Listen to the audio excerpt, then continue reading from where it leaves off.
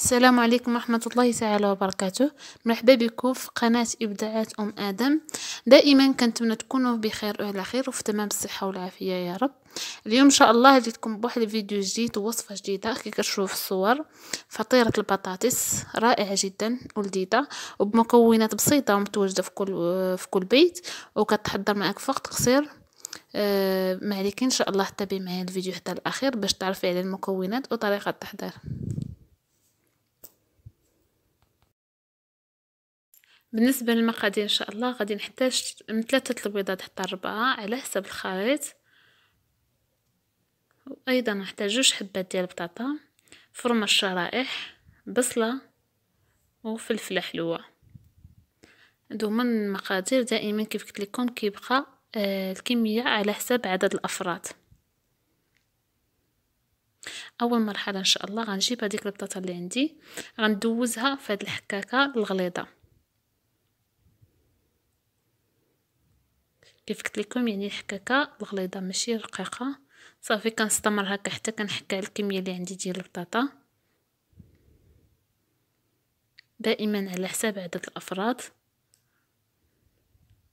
من بعد ما حكيتها غنحاول باش نتخلص من السوائل اللي فيها بهذه الطريقه.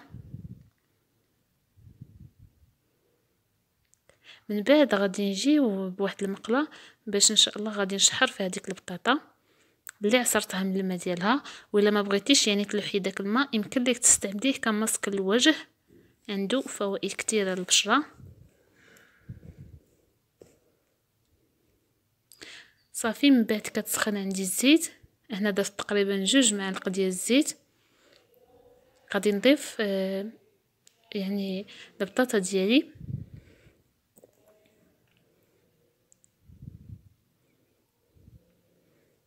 فقط يعني باش نشحرها بغرض يعني غير باش تشحر وتخلص من السوائل اللي باقيين فيها، الماء اللي باقي فيها يعني، وتدبل ليا شويه، ماشي بالضروره تحمر، فقط غير باش تدبل. صافي كنستمر هكا مع النار كتكون هادئه بطبيعه الحال. دائما من احسن النار تكون في جميع الاطباق هادئه باش كيطيب عندك الطبق ديالك يعني في على خاطرو كيجي بنين. من بعد غادي نضيف واحد نصف ملعقه ديال الملح، ملعقه صغيره، يعني ما تكثروش الملح لان مازال غادي نضيفوه في يعني في الخليط الاخر. صافي كنستمر حتى كتنسجم عندي كاع المكونات وكتدبال عندي يعني البطاطا. غادي نمروا باش نكملوا الوصفه ديالنا. هنا من بعد ما تشحرات يعني البطاطا يعني ودبالات غادي نديرها في واحد الاناء. صافي غادي نحاول نحركها شويه غير باش كنساعدها يعني تبرد ليا شويه، وغادي نحطها في الجنب حتى نحتاجها ان شاء الله.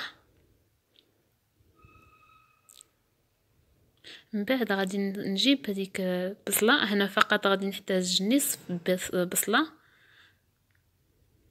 غادي نقطعها مربعات صغيره، يعني غادي نشلضها.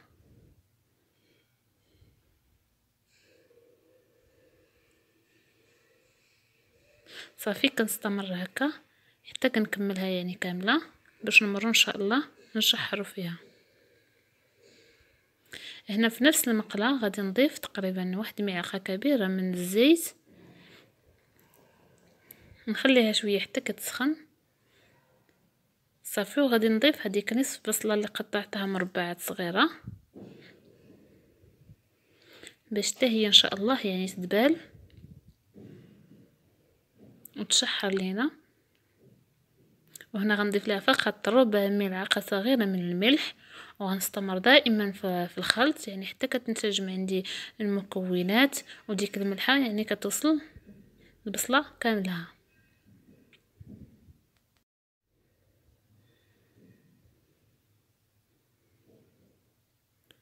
وايضا يعني حتى ديك الفلفله اللي عندي راني قطعتها حتى هي مربعات صغيره، وغادي نضيفها ايضا يعني الخليط ديالي. من بعد طبعا ما دبالت البصله مزيان وتشحرات شويه، صافي غادي نستمر هكا حتى كتشحر عندي حتى هذيك يعني ديك الفلفله، وغنمروا باش نكملوا الوصفه ديالنا ان شاء الله. هنا من بعد ما تشحروا عندنا المكونات كامله غادي نضيفوهم على ديك البطاطا.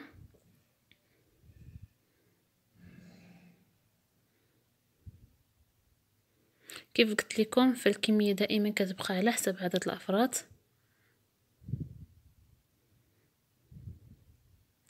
الاهم ان هاد الوصفه كتجي بزاف لذيذه وسهله وسريعه. صافي يعني كنخلط المكونات كامله غير باش كنتخلص من هذوك التكتلات ديال البطاطس. صافي وغادي نخليهم في الجنب باش نصاوب يعني الخليط ديالي. هنا درت 3 البيضات كيف قلت لكم. البيض يعني غادي نحتاجو هنا 3 حتى الا خصنا نزيدو بيضه اخرى. وضفت واحد المعلقه كبيره ديال الدقيق الابيض او الفرينه. صافي وكنستمر في الخلط غير باش كنتخلص من هذوك القويرات ديال الدقيق.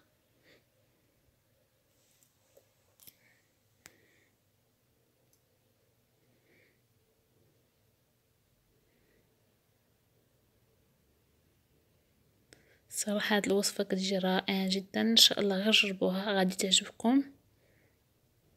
ومن بعد غنضيف التوابل. انا عندي التحميره، الحرقوم، الملح والكمون، تقريبا نصف ملعقه صغيره من كل حاجه. وهنا عندي تقريبا ملعقه كبيره من الربيع او القزبر ومعدنوس مخلطين.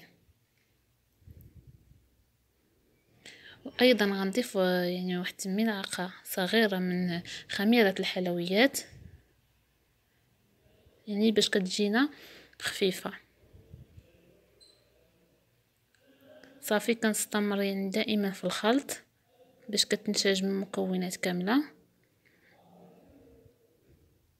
كيف قلت لكم بالنسبه للملح كيبقى عينك ميزانك، يعني باش ما تجيكش ملحه بزاف كديري شويه شويه في كل حاجه. والان اخر مرحله ان شاء الله غادي نضيفو يعني داك الخليط الخضر اللي شحرناها.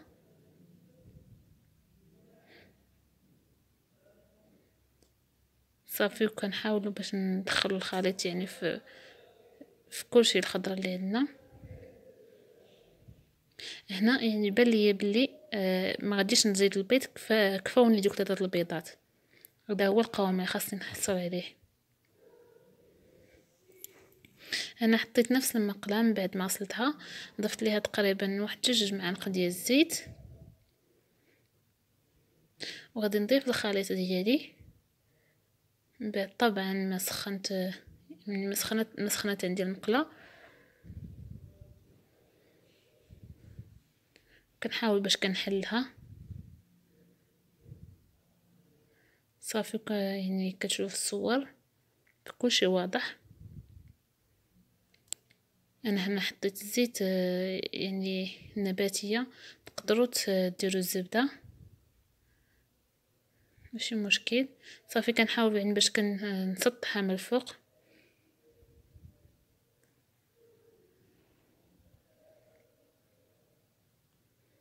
ومن بعد غادي نجيب واحد الغطاء باش غادي نغطيها على نار دائما تكون هادئه باش ما تخطفش ليك. من بعد غادي يعني غادي تقريبا 10 دقائق غادي نقلبها باش تحمر ليا من الجهه الاخرى.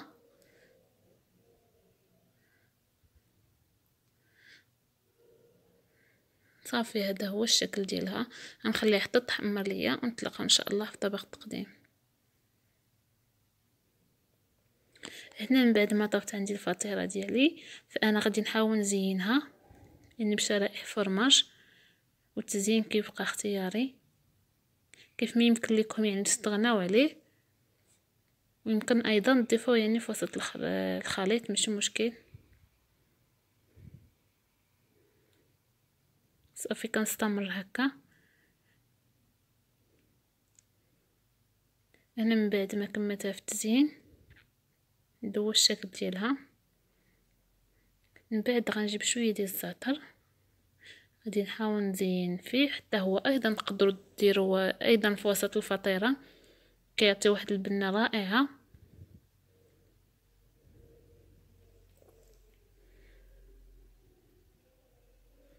صراحه الفطيره شي حاجه كتستحق التجربه، غير جربوها ان شاء الله غادي تعجبكم. هذا هو الشكل النهائي ديالها. كنتمنى ان شاء الله تنال الاعجاب ديالكم. هنا من بعد ما قطعتها انتم كتشوفوا في الوسط يعني كتجي خفيفه ولذيذه لذيذه بزاف. شكرا بزاف على المتابعه، وإلا كنتو دائما اول مره كتشوفوا الفيديو مرحبا بكم، اشتركوا في القناه. شكرا بزاف. دمتم في رعايه الله وحفظه.